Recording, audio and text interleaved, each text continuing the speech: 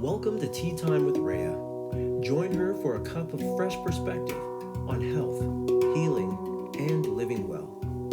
Take a sip. This is Brilliant Medicine. Welcome. Thank you for joining me for another cup of fresh perspective.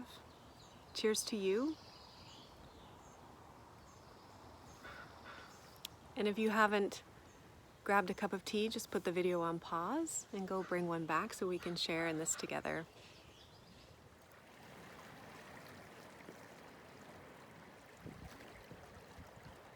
So our tea times together and the conversations around supporting immunity on all levels of our being will speak to the nexus of the physical, the mental, the emotional, the spiritual aspects of ourselves, so that our action is fueled by a deeper and more meaningful motivational force, and it becomes more sustainable for us.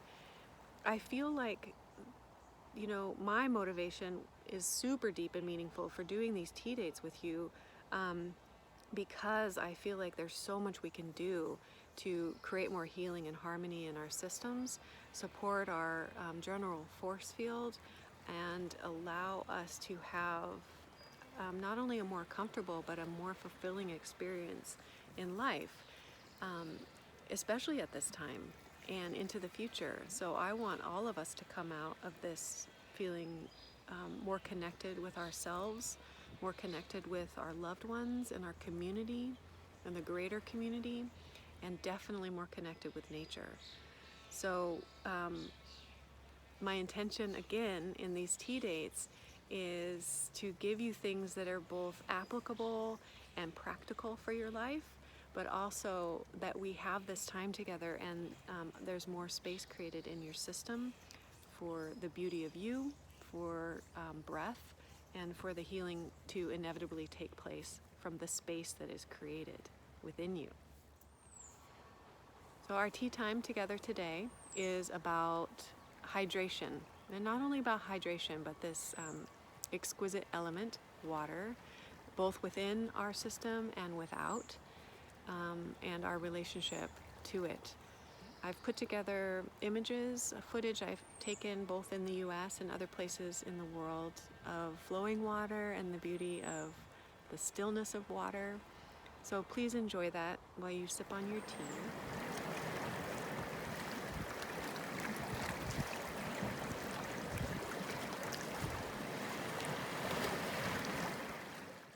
The 13 indigenous grandmothers say that the first thing that we should do upon waking in the morning is to give thanks for the elements, for Mother Earth, for all that she provides for us. If we build relationship through gratitude, through the offering of our gratitude with elements like water, and Grandmother Mona of the Hopi, Havasupai, and Tewa people, she says that we can be blessed with our answers through our relationship with water. The element can help us with our understanding. The more we honor and feel gratitude towards water, the greater the assistance we will receive from it in our lives. So what seems fitting and pertinent for this particular discussion is that it is through the simple act of and words and blessings and prayers of gratitude that we enhance our relationship with water, this element that we need in order to live. But our relationship in its enhanced state moves us from just surviving to thriving. For our relationship with water can offer us so much meaning and fulfillment in our lives, and re-establish this reciprocity that we have with nature. The water is a great communicator. She runs through the vessels and pathways of this planet, just as she runs through the vessels and pathways of our bodies. And we are made up of the same percentage of water as the planet is.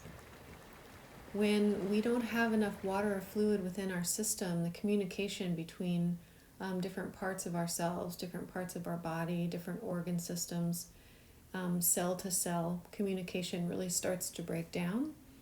And the downstream effect of this, the body starts to show us that we don't have enough water in the system with a headache or achy muscles But those are kind of downstream things, so we really want to stay ahead of it and really drink enough water on a daily basis that's appropriate for our body. And generally, I say this is about, you take your body weight, divide it in half, and then you drink that many ounces per day, or kind of shoot for that amount every day. Let's say I weigh 150 pounds, then I would want to shoot for about 75 ounces of water per day. That said, we can enhance the fluid metabolism of the water that we drink so that it is more readily available for our system by adding a little bit of citrus or sea salt to the water that we drink on a daily basis. And also having that water be room temperature. So ice water is a little bit challenging for the system. It actually drops our fluid metabolism capacity a little bit because the body has to heat up the water before it's usable. So room temperature is best. So in addition to getting enough water in your system every day, you can also ritualize your relationship with water by doing a moon water ceremony on a monthly cycle, both during the new moon and the full moon. And one beautiful side effect of this is that we start to pay more attention to the cycles of the moon, which actually do have quite an effect on us. So besides being a conductor and communicator, water is also a holder of information and has a great capacity for memory. So what I like to do on the new moon and the full moon is simply take a mason jar and fill that with pure water, a little bit of sea salt, and put a lid on it, and then I put it out at night. But essentially let the water sit in the moonlight and then the no moonlight for the new moon every 2 weeks. And then in the morning you can go out and open it up and drink it down.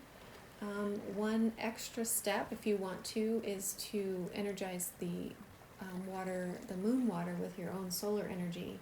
And so that would just mean holding it in front of your own solar plexus, which is right at the bottom of your sternum, your upper belly, for a few moments, and just infuse the water with your own magic light and love. Seriously, this is true. So the light of your own being can shine in the water, and then it becomes this perfect elixir for your health, vitality, and well-being. So the third most powerful thing you can do to enhance your relationship with water is to find out the source. The imagery here is the source of the Colorado River, deep in the mountains of central Colorado. So where does your water come from? Where does the water that comes into your home originate? And we all have that story to find out. Some of us already know, some of us have a relationship with that story, but it can actually be a really beautiful journey to find out. And just understanding what a blessing it is to have clear water that comes into our homes.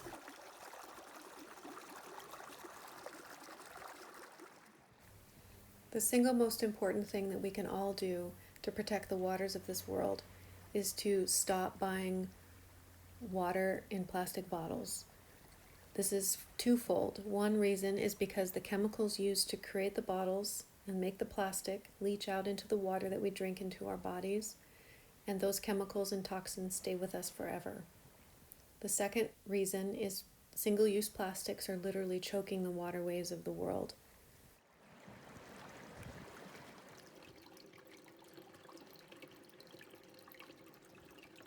Thank you for tuning in to these 4 specific recommendations about how to increase our hydration and our relationship with water.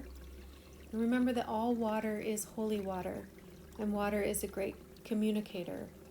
So when we want to enhance our immune system, then the water will help with this communication between the inner and the outer immunity that we have.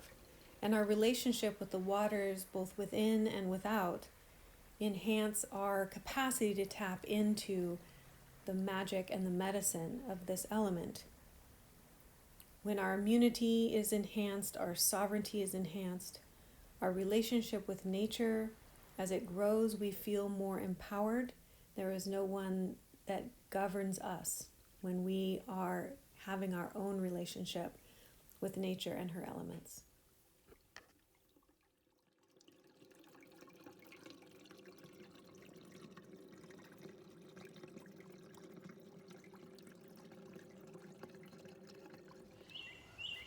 So in summary, there's a few action items to take, fueled by this multi-dimensional meaning field and new relationship with water. One is to make sure that you're drinking enough water for your body size, so the amount that's appropriate for you, and if your body's having trouble metabolizing the fluids, whether you get full from drinking water or you don't ever feel quite quenched, then you can add a little bit of citrus or sea salt or both to your water that you're drinking on a daily basis. And to ritualize your relationship with water, practice the moon water ceremony. You can do that both on the full moon and the new moon cycle. And your homework to find the source of your water. Where's the upstream source? Where does the water that comes into your home come from? And that's a beautiful journey in itself. And please, no plastic water bottles at all costs, at any time, anywhere. I can't stress it enough. If you need to plan ahead, then bring your own water bottle, all the techniques and tools to use so that you are not promoting single use of plastics, and you're not drinking water that has been sitting in plastic. And then the donations, just a couple recommendations I had, and you can visit these websites to check out what they do. And last but not least, I would say this is the greatest and most important piece, is to establish or enhance your relationship with water through the attitude of gratitude. So you're giving thanks for water inside your body and outside your body. So if it's raining, give thanks. If you're washing your hands, give thanks, which we're doing a lot right now. So lots of opportunity for gratitude. When you step in the shower, when you pour yourself a glass of water, just offer a little bit of gratitude. Thank you, water. Thank you for this life, before you take that in. And really, this reciprocity begins to change everything. It will enhance your relationship with yourself. It is of great benefit to the generations that come and to the planet herself. So I honor you for your choices that you make for you and the ones around you, and for nature. And I hope that all of our self-care techniques will enhance all of the relationships around us. They're not selfish choices. They are self-full, backed by a bunch of self-respect, and all life-enhancing. I appreciate you, and I'll see you next week. Cheers. Please come again for the next Tea Time with Rhea.